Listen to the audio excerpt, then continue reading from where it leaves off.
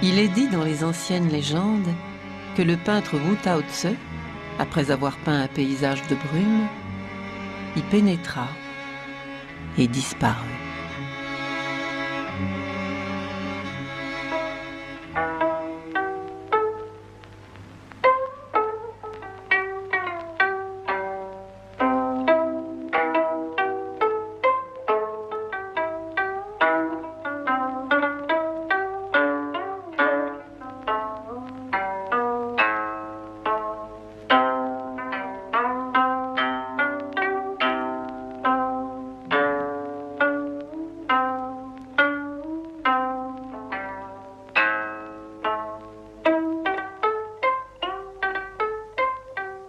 Des montagnes séparées par des nappes de nuages. Au-dessous, un plateau couvert d'une forêt. Un torrent surgit entre les arbres, puis tombe en cascade du haut d'une marche. À droite, un grand rocher aux plis inclinés. Une cabane ouverte sur une clairière. À gauche, une falaise aux maigres végétations. Une petite rivière, née de la cascade, serpente dans un défilé, puis s'élargit. Un îlot où poussent quelques arbres. En bas, un plan d'eau bordé de rochers et de touffes de roseaux. À gauche, 6 colonnes de caractères chinois. Enclin à la paresse et accablé de tourments, j'ai été sur le point d'enterrer mon pinceau et de brûler ma pierre à encre, de m'anéantir, de quitter mon enveloppe charnelle. Mais je n'ai pu y parvenir. Dans l'abandon à la solitude, mes pas me conduisirent jusqu'au studio d'un ami. Là, je vis tour à tour des peintures authentiques, de Ni, de Huang, de She, de Dong. Mes jours dès lors s'écoulèrent au gré des impressions que j'en conservais. Et bientôt, je recouvrais le sommeil et la saveur des mets. Que l'agate rouge et la cornaline jaune, pris de bien des recherches, sont choses auxquelles il n'est pas facile de renoncer. C'est ce que j'ai appris de cette épreuve. À l'automne de l'année Zinrai, au pied du mont Jinting, Shetao, le moine de la montagne Ji. L'année Zinrai est l'année 1671. Shetao, le nom du peintre. Juste au-dessous, un sceau rouge portant un autre de ses pseudonymes, Lao Tao, le vieux taoïste.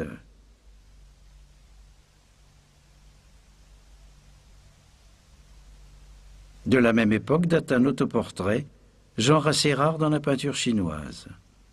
Le peintre a une trentaine d'années. Au premier plan, un rocher en forme de vague, une allusion. Ce Tao signifie en effet vague pétrifiée.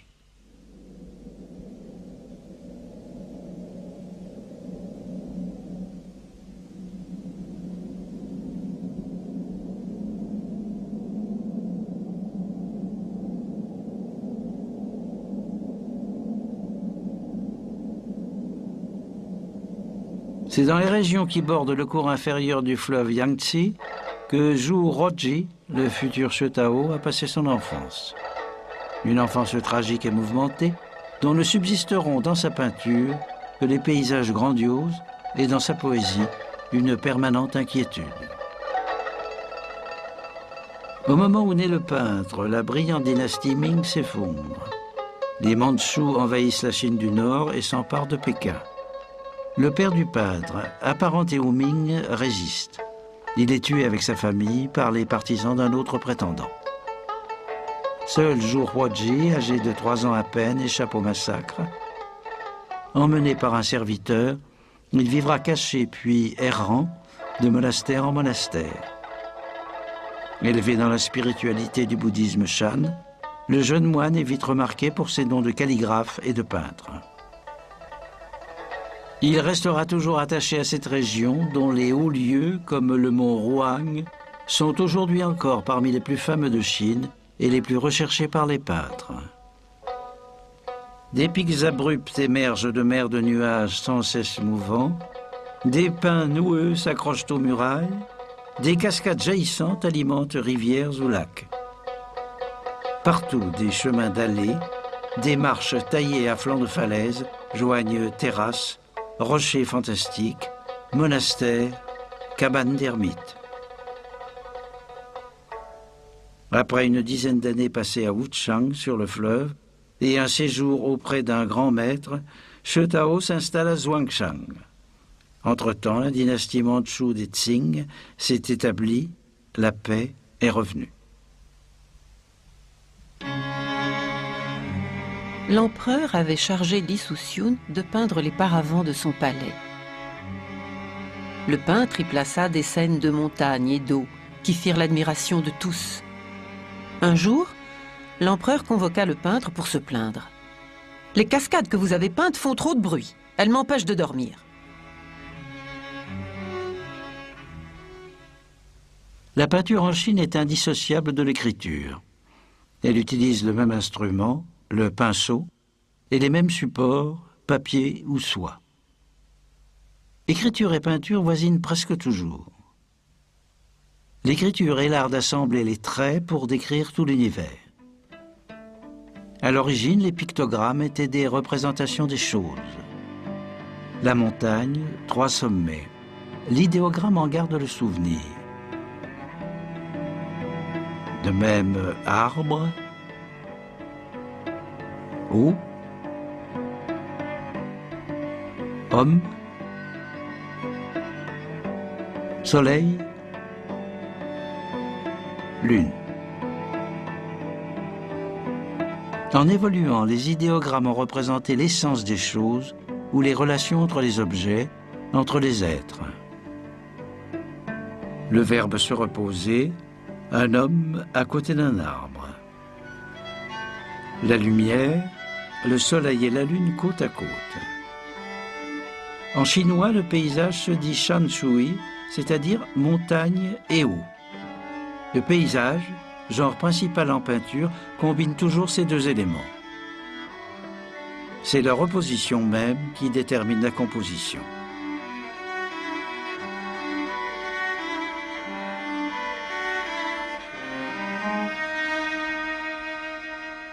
Maîtrisant le pinceau, le lettré est donc un peintre en puissance. Forme particulière de poésie et même véritable démarche philosophique, la peinture des lettrés a pris une dimension presque sacrée. Le peintre n'imite pas docilement la nature. Sa méditation s'appuie sur une contemplation, celle de la réalité concrète qu'il a devant les yeux. L'illumination spirituelle a lieu dans un moment de contact avec ce pur réel. Ferveur du regard et réceptivité sont la récompense du détachement. En composant une image, le peintre recrée le monde en miniature et selon le Tao. Le Tao, c'est la voie, c'est-à-dire dans l'antique cosmologie, la création en marche. Il provient du souffle primordial, unité qui se manifeste en 2 souffles complémentaires, le yin femelle et le yang mâle. Un 3e souffle assure leur interaction, le vide médian, équivalent de l'esprit. Le yin et le yang engendrent les 10 000 êtres, c'est-à-dire l'ensemble du monde visible.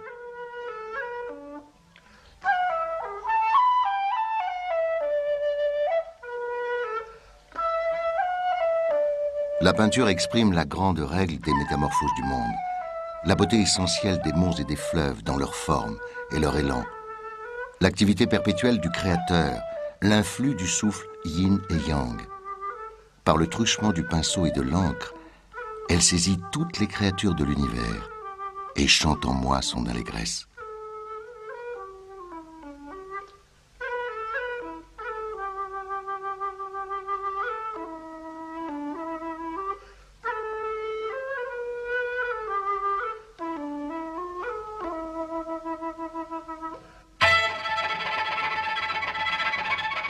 La peinture chinoise ou la calligraphie sont exécutées sur des rouleaux de papier de riz ou de soie fine. Fragiles, ces rouleaux ne sont destinés ni à être encadrés, ni à être accrochés au mur en permanence, comme les peintures occidentales. Le rouleau horizontal ou rouleau à main se regardent sur une table. Une main enroule une extrémité, pendant que l'autre main déroule l'autre partie. L'œuvre, qui peut être immense, plusieurs mètres, ne se lie alors que par scènes successives, de droite à gauche.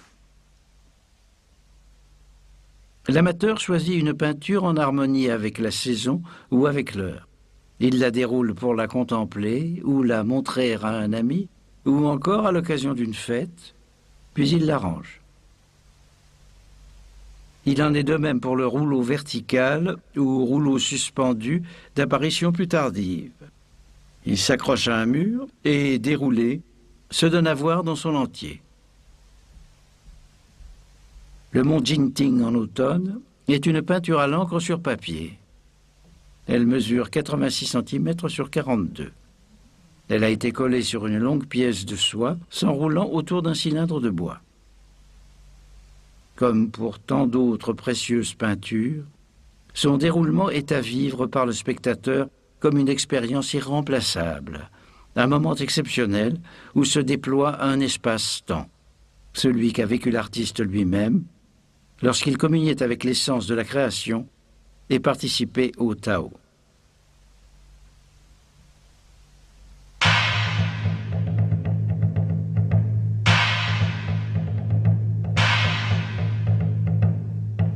Le principal médium de la peinture chinoise est l'encre. Présentée en bâton dur, l'encre de Chine est fabriquée à partir de noix de fumée, mélangée à de la colle et à divers aromates. Pour la préparer, on verse un peu d'eau au fond de la pierre à encre. On tourne le bâton jusqu'à obtenir une encre de consistance convenable. Le pinceau chinois est constitué d'une touffe de poils enserrés et encollés dans un manche de bambou. Le yen rao, composé de poils de chèvre, est très souple. Le lan rao, de poils de loup ou de cerf, plus raide, permet les traits les plus aigus. Le jen rao, enfin, rassemble une couronne de poils de chèvre souples et une pointe intérieure de poils de loup durs. Il est utilisé pour les pleins et les déliés. Le peintre applique une technique de base, celle des 3 tons, c'est-à-dire les 3 principales densités de l'encre. Il chargera et rechargera son pinceau en dosant chaque fois l'encre et l'eau. À l'intérieur de la touffe, entre la pointe centrale et le manteau de poils, un espace vide sert de réservoir. Plongée dans l'encre, la touffe aspire par capillarité une charge importante de liquide. L'encre est ensuite distribuée par la pointe selon la pression exercée. Le jeu du pinceau est régulé à la fois par le poignet et par le bras entier. Le peintre et le calligraphe travaillent à main levée, sans prendre appui sur la table. Des années de pratique sont nécessaires avant d'acquérir un contrôle parfait. Avoir l'encre, mais pas le pinceau, veut dire que l'on est investi de l'aisance que donne la formation technique, mais que l'on est incapable de donner libre cours à l'esprit de la vie. Avoir le pinceau, mais pas l'encre, veut dire que l'on est réceptif à l'esprit de la vie, mais sans cependant pouvoir introduire les métamorphoses que donne l'aisance de la formation technique. L'apprentissage commence par l'étude des éléments simples de la nature.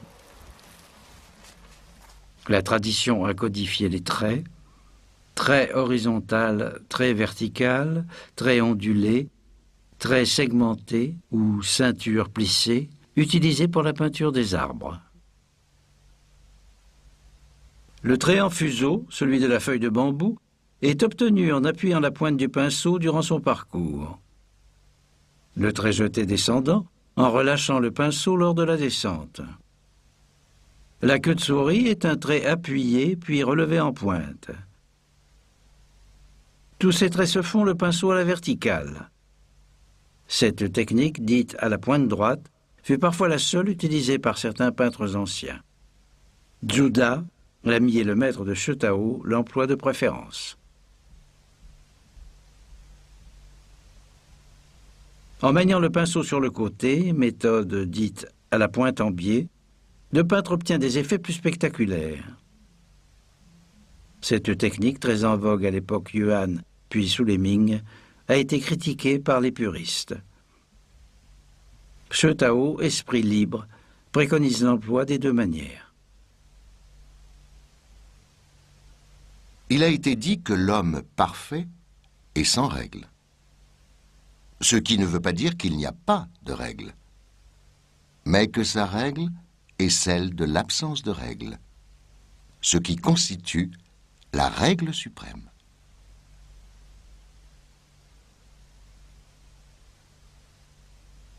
Le rocher est un élément très important. Il a dans la peinture chinoise un statut comparable à celui du corps humain dans la peinture occidentale. Les rides sont les traits qui dessinent les reliefs des montagnes, les accidents du terrain, les volumes ou les strates géologiques des rochers. She Tao souligne aussi les reliefs au lavis et utilise la pointe du pinceau pour créer taches et points qui évoquent les mousses et les végétations d'altitude. L'encre diluée et fluide est préférée. Utiliser de l'encre épaisse serait une solution de facilité, car cela permet d'effacer des erreurs ou des carences. D'ailleurs, l'énergie spirituelle d'une peinture n'est pas montrée par la vigueur de l'encre, mais bien, selon la tradition, par des moyens ternes.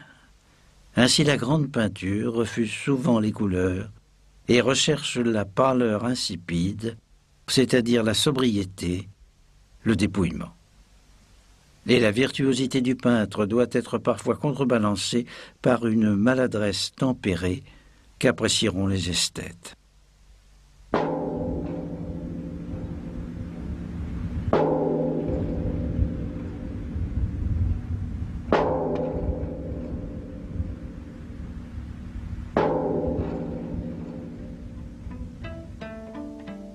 La composition apparaît comme fort charpentée. Très pleine, elle est découpée en plans distincts, d'abord horizontaux. Montagne du haut, la plus lointaine. Rochers et montagnes plus proches. Plateau boisé. Puis la cascade sépare la falaise de gauche du rocher de droite, donnant naissance au plan d'eau qui va en s'évasant. Enfin, l'îlot occupe une partie du premier plan. Les diverses zones sont en outre redécoupées et séparées par les surfaces blanches qui courent à travers la composition.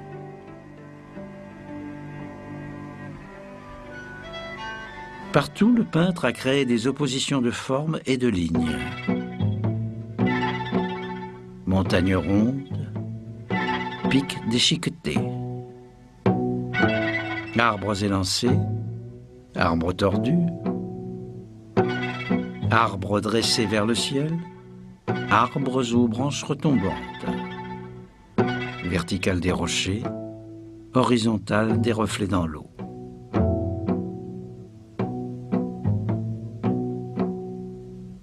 La cabane nichée au creux du rocher, seule construction humaine, est aussi l'unique structure aux traits droits, table, mur, marche. Malgré l'usage de la seule encre, le tableau montre une gamme d'au moins 8 nuances, du noir profond au blanc pur.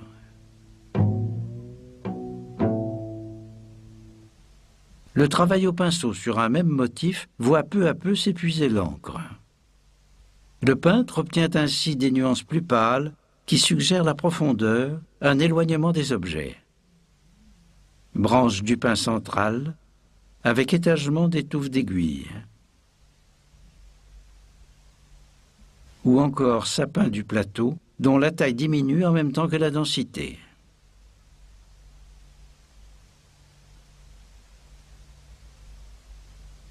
Les bancs de brume ou de nuages imposent eux aussi l'idée de profondeur.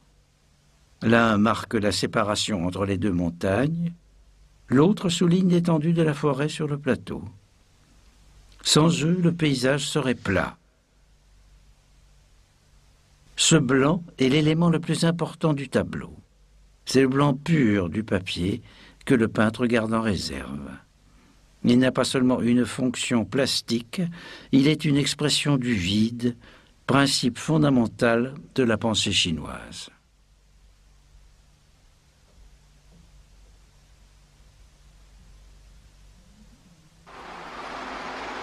La peinture est légendée par Shutao au pied du mont Jinting.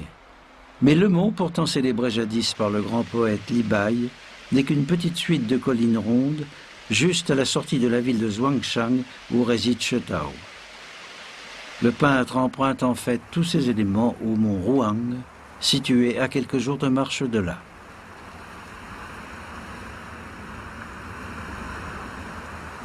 Shutao a partagé son paysage composite en trois, comme pour marquer la séparation entre des mondes bien distincts. D'abord l'espace humain, la cabane et sa clairière, en bordure de rivière. Puis sur le plateau, la forêt lointaine, traversée par le torrent. Enfin, encore plus inaccessible, la montagne, lieu de rencontre entre la terre et le ciel, emblème d'élévation spirituelle. Mais cette séparation en trois mondes n'est pas stricte. Certes, le blanc des eaux de la cascade semble provenir du blanc des nuages, évoquant l'un des cycles de la nature. Mais pour le peintre taoïste, le cycle fonctionne dans les deux sens. Le vide casse l'opposition trop rigide entre la montagne et l'eau. Il est un intermédiaire actif.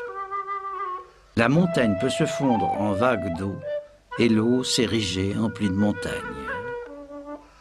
Cette peinture peut donc être lue, elle aussi, comme une variation sur le nom de Shutao, vague pétrifiée.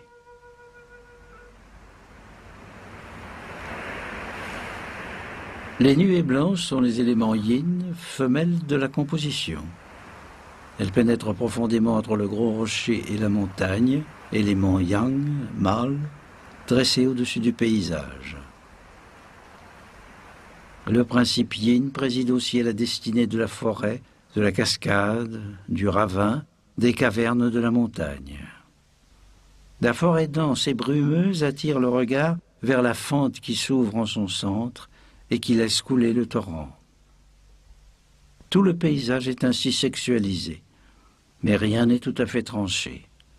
Ainsi la montagne yang est criblée d'un réseau de stries et de sillons yin. Ce paysage est aussi personnalisé. Le sommet le plus proche est presque humain. C'est une tête rude, couronnée d'arbres cheveux et flanquée d'une sorte d'oreille. Shutao peint souvent ces formes étranges de la nature qui reproduisent des êtres ou des objets familiers.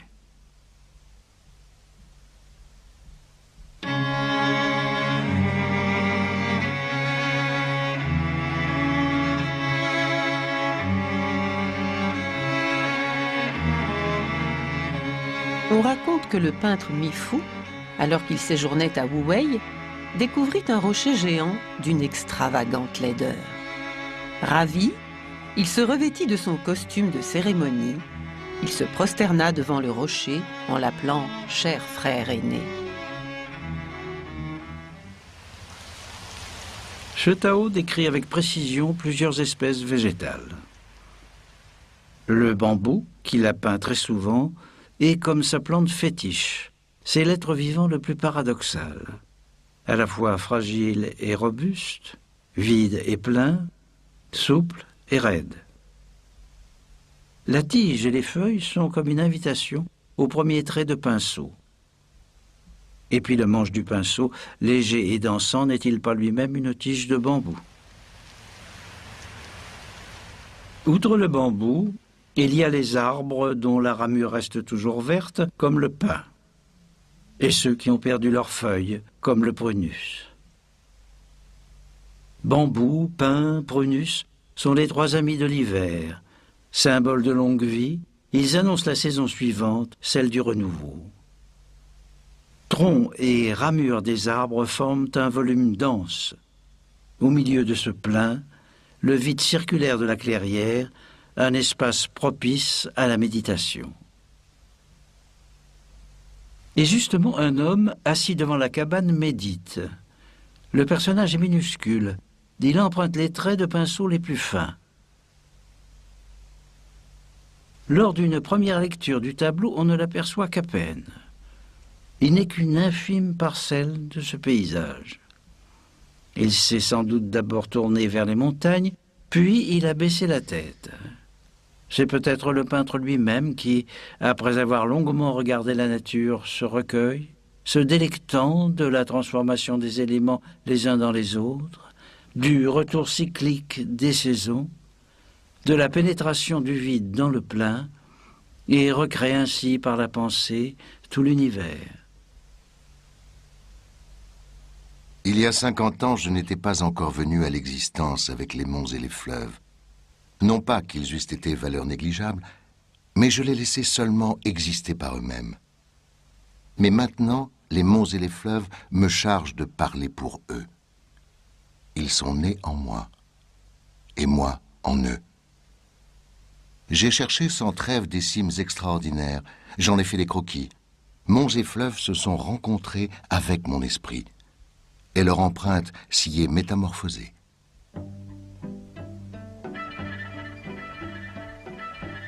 Chétao rédigera à l'âge mûr les propos sur la peinture du moine Citrouille-Amer, un traité au contenu plus philosophique que technique et dont l'influence sera considérable.